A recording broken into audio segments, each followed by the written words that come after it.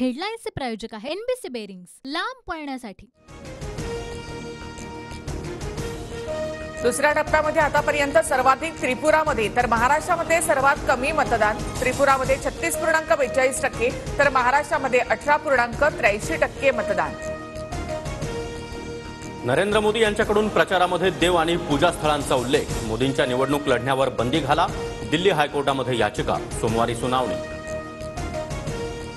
महाविकास आघाडीच्या काळामध्ये मला कोणत्या तरी केसमध्ये फसवण्याचा खूप प्रयत्न केला, पण चौकशीमध्ये काहीही आढळलं नाही, फडणवीसांचं वक्तव्य।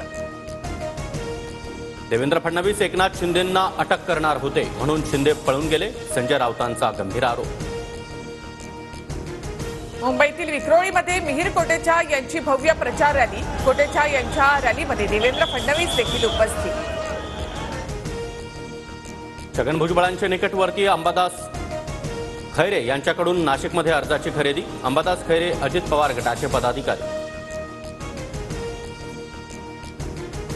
परभणीमधील बलसा खुर्दमधील नागरिकांचा मतदानावर बहिष्कार। अतिक्रमणाविरोधामध्ये कारवाई होत नसल्यामुळे स्थानिक आक्रमक, जिल्हाधिकाऱ्यांकडून समजूत काढण्याचा प्रयत्न। अमरावती जिल्ह्यातील 6 गावांचा देखील निवडणूक प्रक्रियेवर बहिष्कार। कोणत्याही मूलभूत सुविधा मिळत नसल्यानं ग्रामस्थ आक्रमक। रोहित पाटलांच्या फेसबुक पेजवरून आक्षेपार्ह पोस्ट व्हायरल। विरोधी पक्षातील लोकांनी अकाउंट हॅक केल्याचा रोहित पाटील यांचा आरोप। नांदेड जिल्हाधिकारी कार्यालयासमोर वंचितचे उमेदवार अविनाश भोसीकर यांचं उपोषण। मतदान केंद्रावर पोलिंग एजंटला बसून न दिल्याचा आरोप। नांदेडच्या निपाणी सावरगावमधील मतदान केंद्रावरील ईव्हीएम मशीनमध्ये बिघाड। 1.5 तासापासून मतदान प्रक्रिया खोळंबली। उत्तर मध्य मुंबईसाठी भाजपकडून उज्ज्वल निकम यांचं नाव चर्चेत। भाजपचे महाराष्ट्र प्रभारी दिनेश शर्मा यांच्या उपस्थितीमध्ये महत्त्वाची बैठक सुरू।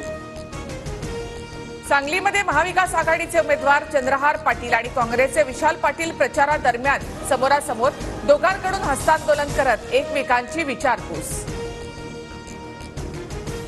निधी वाटपावरील वक्तव्यावरून अजित पवारांना क्लीन चिट। ईव्हीएम बाबतचं वक्तव्य सामान्य, निवडणूक अधिकाऱ्यांचा अहवाल।